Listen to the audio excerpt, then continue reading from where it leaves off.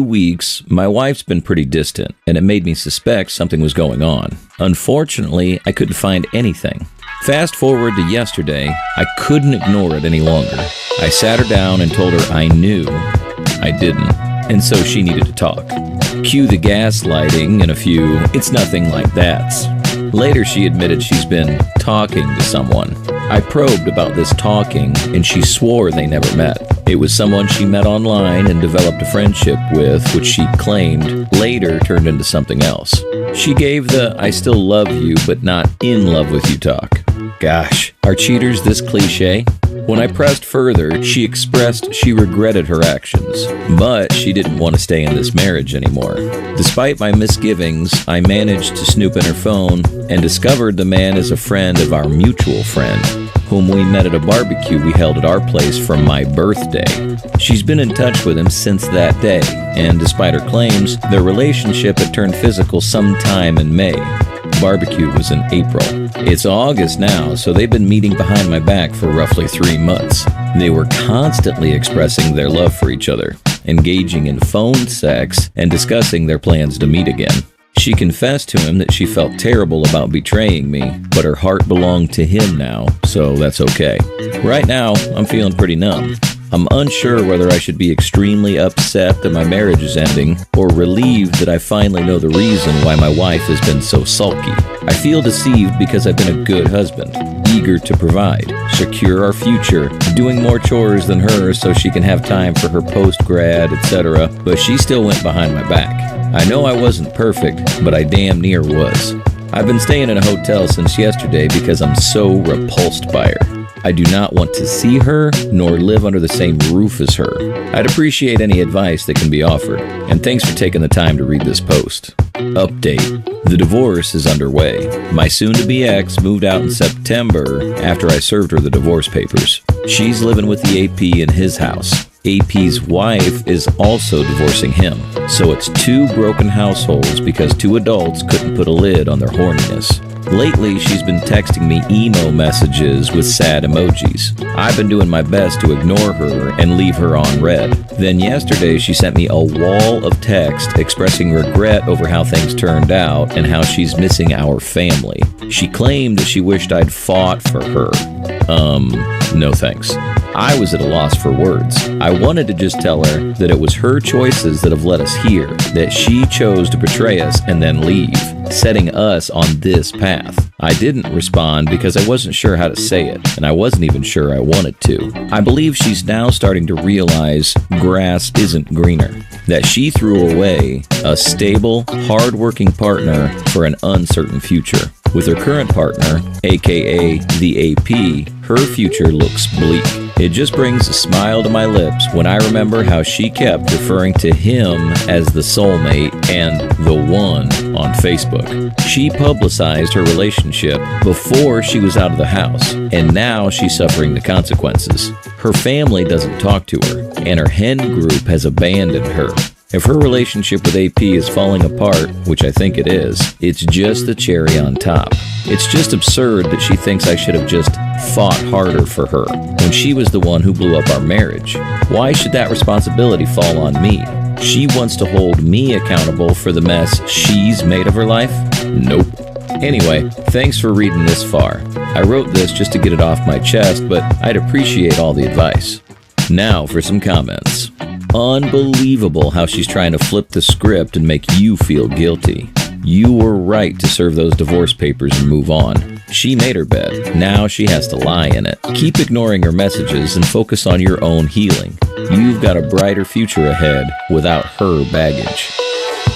Why do the waywards keep demanding that we fight for them? My soon-to-be ex said the same immediately after I made it clear it was over. I simply stared at her and firmly declined.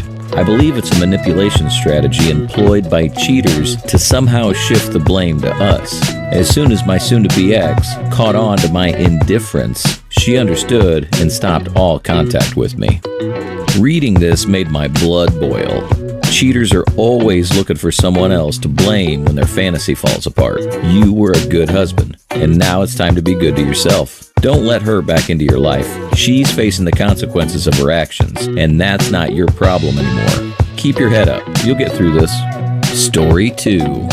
Hey y'all, sealed the deal yesterday. I'll try to be brief and keep the irrelevant whining out of it.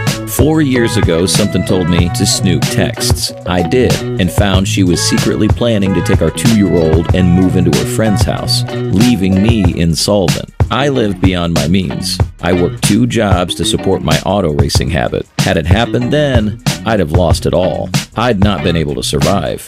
I begged for an effort for our son. We went to counseling. The counselor started seeing her individually and us as a couple. She starts beginning to diagnose her with mental disorders, and predictably, she stops going. I did manage to get her to agree to work on things.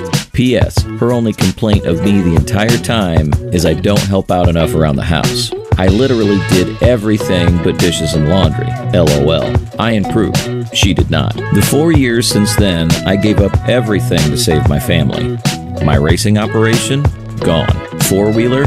Gone. Pretty much everything with a bigger goal in mind. I became super dad with all my free time. Every cent of the sales I had made were stockpiled in savings, in addition to continuing the second job to save. Within 3 years, I'd managed to pay off $109,000 in debt to become entirely debt-free, including my house. I never told her I was doing this. I was giving her every opportunity to save her family while preparing myself for the best exit ever if she didn't attempt to improve. Aside from killing all debt from my life, she also said I looked like a slob.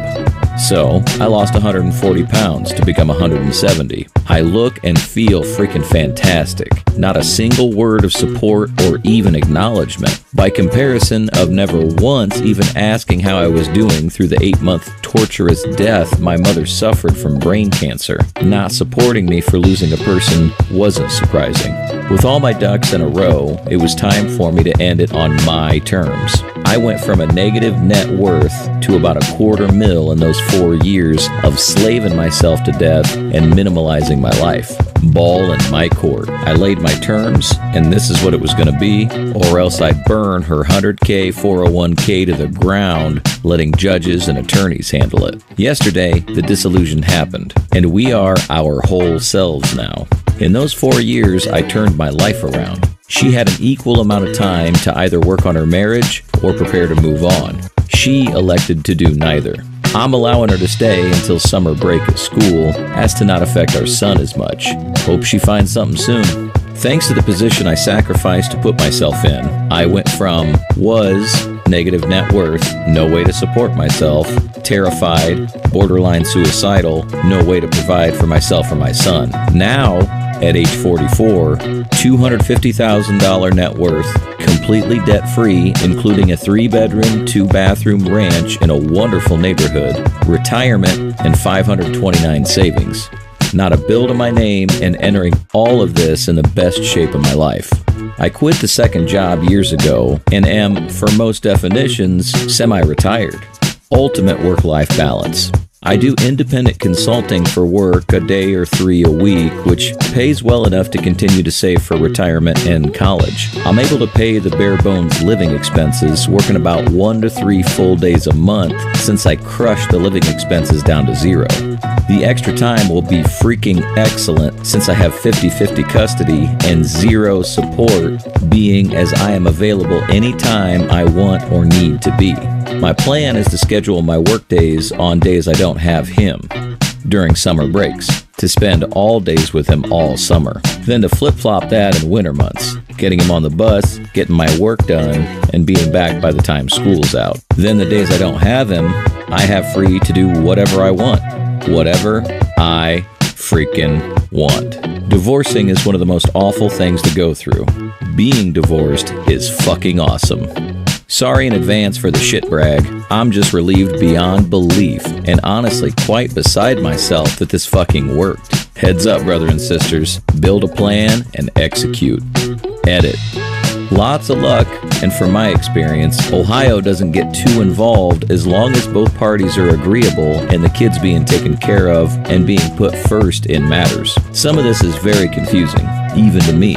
The story I kept getting from her was that we agreed and were going for the same thing. She stated to me she only wanted what she had earned and nothing more.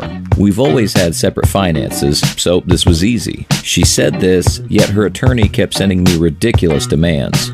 First offer was she keeps everything of hers, half of all mine, and she keeps full custody of the kid. It went insanely miserably on my end, never knowing where I stood or who the bullshitter was. Either she was lying to me or her attorney was manipulating and milking her retainer. I stopped caring, trying to figure out who was torturing me. Made one single offer and let all involved know this was the deal, or else I turn it over to an attorney.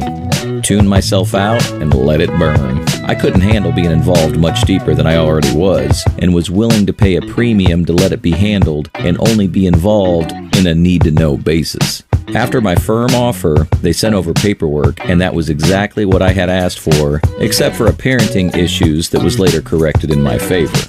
After filed, an Ohio dissolution happens within 90 days, usually at a point between 60 to 90. She spent $3,000, either on a credit card or 401k loan, to make me more miserable and end up with less, thanks to the guy she hired. It's the perfect capper on the marriage and a big reminder of the kinds of decisions and selfishness that brought us to where we are. This is the way to go. From what I understood from the post, your ex never put in any effort to communicate nor rebuild the relationship. She had checked out completely. I'm glad you used those 4 years to your advantage, OP, and I'm glad you got to keep all your money. That's remarkable because men get screwed over horribly in divorce. Focus on yourself and especially your child. Your child will need a stable parent in his life, and something tells me it's not your ex. Good luck. Now for some comments. That's awesome. This post was perfect timing as I met the ex-wife today to sign the legal documents for our divorce. She left me almost 2 years ago for another man, blindsided me. In that 2 years since, I've gotten in the best shape of my life, my business is going crazy, my personal life has become awesome again, regained my friends and family, life in general is fantastic. I guess seeing her today for the first time in almost a year brought up some emotions, good and bad. This post was exactly what I needed. That's awesome. It proves the point that determination to improve your life is way better than sitting around feeling sorry for yourself. My ex screwed me over, but she gave me the gift of determination and motivation to make my life into what I've made it, and it's fucking glorious. Cheers to a better life.